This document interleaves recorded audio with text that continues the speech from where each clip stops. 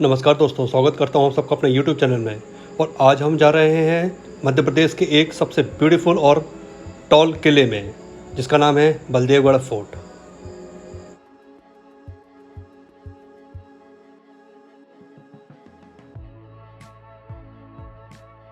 दोस्तों, अगर लोकेशन की बात करें तो यह किला मध्य प्रदेश के प्रसिद्ध शहर टीकमगढ़ से मात्र 26 किलोमीटर की दूरी पर छतरपुर रोड पर स्थित है।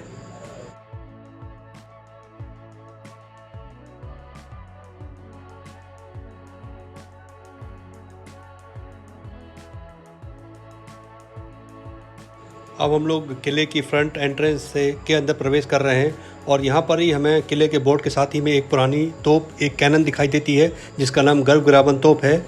और इसका नाम ऐसे पड़ा क्योंकि ये कहा जाता है कि इस तोप की गर्जना इतनी तेज थी कि गर्भवती महिलाओं के गर्भ भी गिर जाया करते थे। अब हम किले के अंदर प्रवेश कर रहे हैं और यहाँ किले का टाइमिंग जो लिखा हुआ है वो सुबह 9 बजे से शाम के 6 बजे तक है।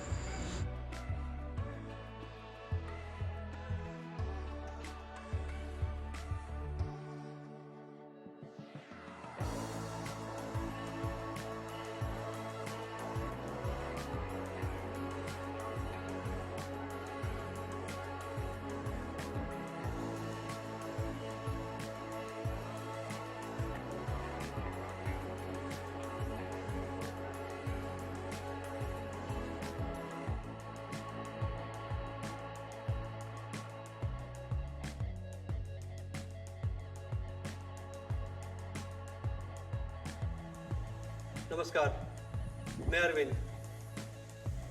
अपने बुंदेलखंड की यात्रा के तहत आज मैं आ चुका हूँ बलदेवगढ़ किले में। बलदेवगढ़ टीकमगढ़ जिले में आता है, जो कि मध्य प्रदेश में है। बलदेवगढ़ का किला प्रसिद्ध है अपने 3 तरफ फैले हुए तालाबों के लिए और अपनी ऊंची ऊंची इमारतों के लिए। इसके अलावा यहाँ हमें कुछ फ्रेस्को पेंटिंग भी देखने मिलती है।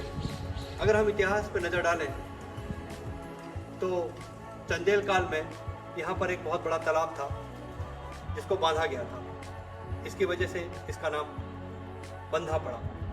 इस किले का जीर्णोद्धार किया और इस किले को एक मिलिट्री फोर्ट की तरह स्थापित किया।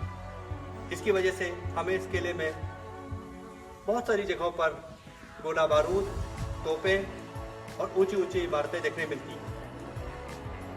मैं इस समय खड़ा हूँ मेन गेट के एंट्री के बाद पहले कोर्टयार्ड में।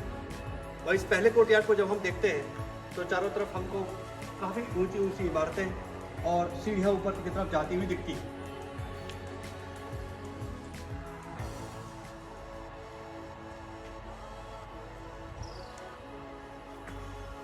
पूरे ही किले को अलग अलग सेक्शन में बांटा गया है। तो अब हम हर एक सेक्शन को जाके विजिट करेंगे और देखेंगे हर सेक्शन का आर्किटेक्चर और हिस्टोरिकल इंपॉर्टेंस।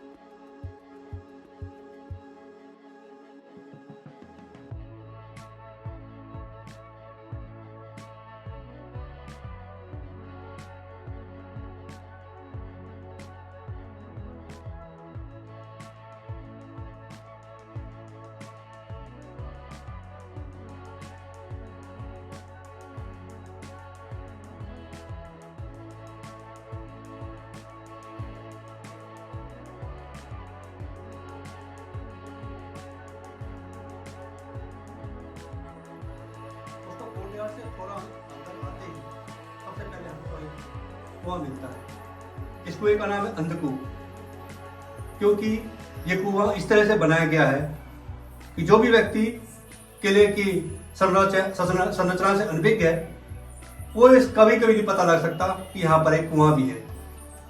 आइए कुआं देखते हैं।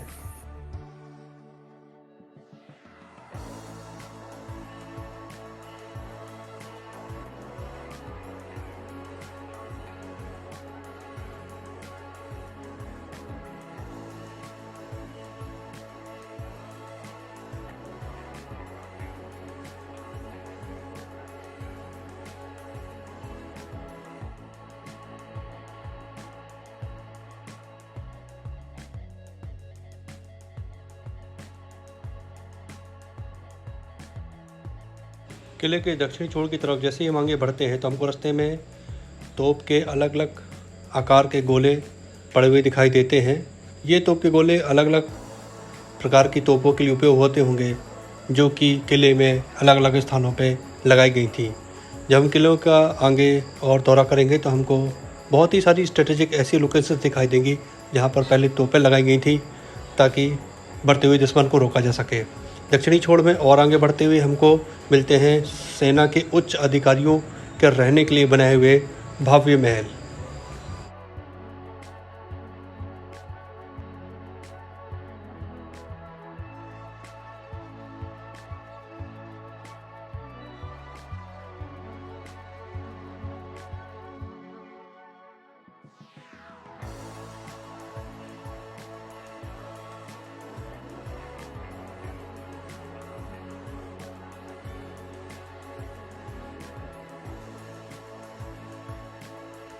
किले के मुख्य द्वार में प्रवेश के बाद जब हम दक्षिण तरफ आगे बढ़ते हैं तो हम पहुंच जाते हैं महलनुमा छोटे छोटे कमरों में।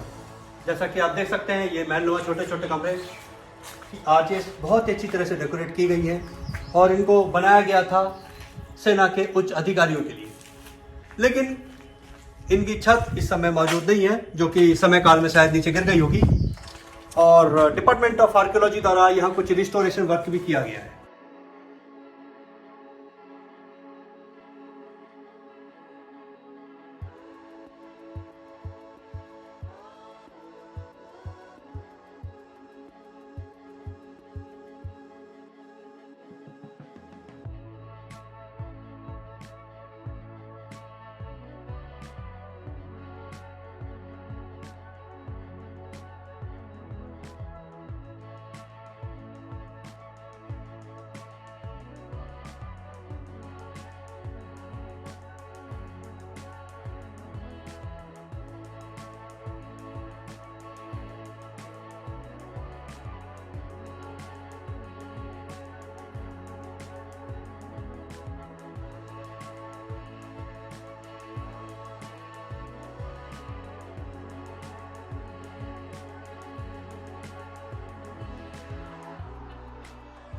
और इसी तरह दक्षिण छोर में और भी आगे बढ़ते हुए हम पहुंच जाते हैं किले के सबसे ऊपरी स्थान पर।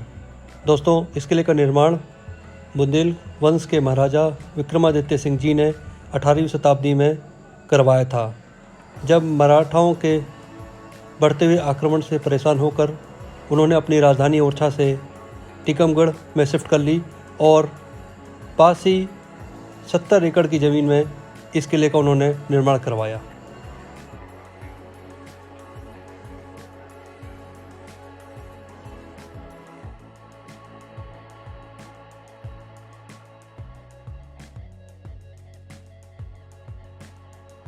अब मैं आ चुका हूँ दोस्तों किले के दक्षिणी छोर में, जहाँ पर एक ये वॉच टावर है जो किले की सबसे ज़्यादा ऊंचाई में है।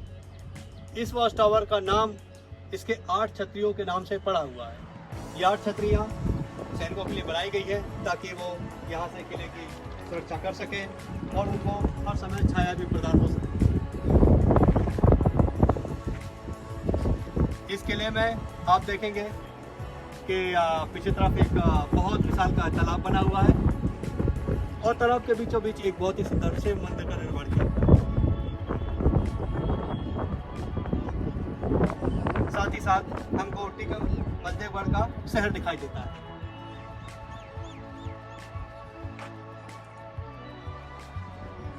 आप सोच रहे होंगे शहर का नाम बलदेवगढ़ कैसे हुआ। महाराजा 18वीं शताब्दी में महाराजा विक्रमजीत सिंह ने जब ये किले का निर्माण करवाया तो अपनी राजधानी उन्होंने टीकमगढ़ बनाई। कृष्ण भक्त होने के कारण उन्होंने टीकमगढ़ का नाम शहर टीकमगढ़ रखा और कृष्ण भगवान के बड़े भाई का नाम बलदेव था, इसलिए इस शहर का नाम बलदेवगढ़ रखा गया। इस किले के दूसरे और तीसरे तरफ भी तालाब है। तो इस तरफ आप देखेंगे एक छोटा सा तालाब है जो पहले काफी बड़ा हुआ करता था और एक और दूसरा तालाब है जो कि अब छोटा सा है।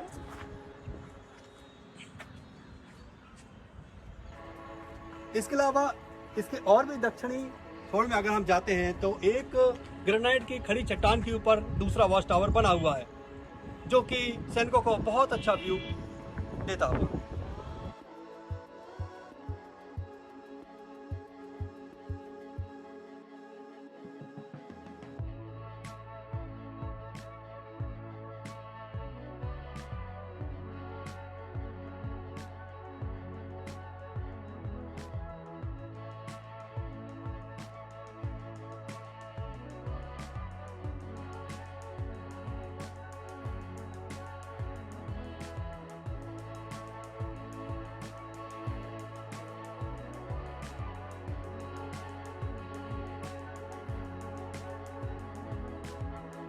यह किला सिर्फ सुंदर, भव्य और विशाल ही नहीं, सैन्य दृष्टि से बहुत ही मजबूत भी है, क्योंकि इस किले में जगह जगह पर वॉच टावर्स बनाए गए हैं। इसकी दीवार बहुत ही ऊंची, बड़ी, चौड़ी और मजबूत हैं और इन वॉच टावर्स से सिर्फ निरीक्षण ही नहीं किया जा सकता, जबकि बढ़ते हुए दुश्मन सेना के ऊपर तोपों द्वारा आक्रमण भी किया जा सकता है। इसके अलावा इस किले में जगह जगह पर गोला बारूद, असला भंडारण की व्यवस्था और गुप्त कुएं और जलप्रपात की व्यवस्था भी है।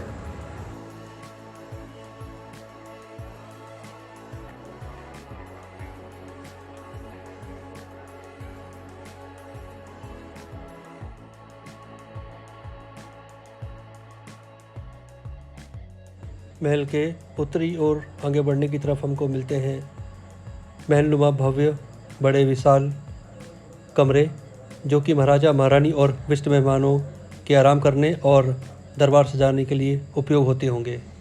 यह किला चारों तरफ से अलग अलग तालाबों से घिरा हुआ है, जिसका कि नाम ग्वाल सागर, जुगल सागर एवं धर्मसागर तालाब है।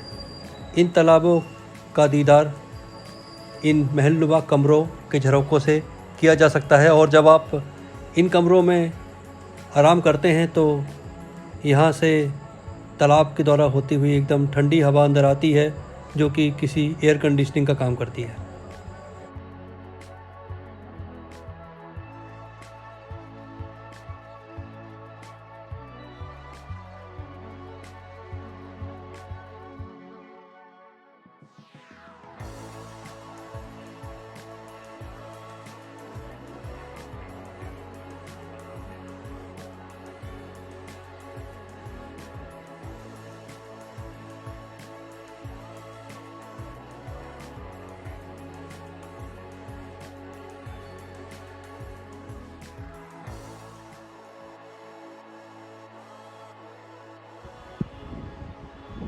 तो अब इसी के साथ हमारी बलदेवगढ़ किले की यात्रा संपन्न होती है। और जैसा कि मैं आपको पिछले वीडियो में बता चुका हूँ, बाय प्रोफेशन में टूरिज्म से जुड़ा हुआ हूँ। स्पेनिश स्पीकिंग टूरिस्ट को ऑल इंडिया टूर कराना मेरा प्रोफेशन है, लेकिन नई नई किलों में, पैलेस में, ऐतिहासिक और नेचुरल जगह घूमना मेरा शौक भी है।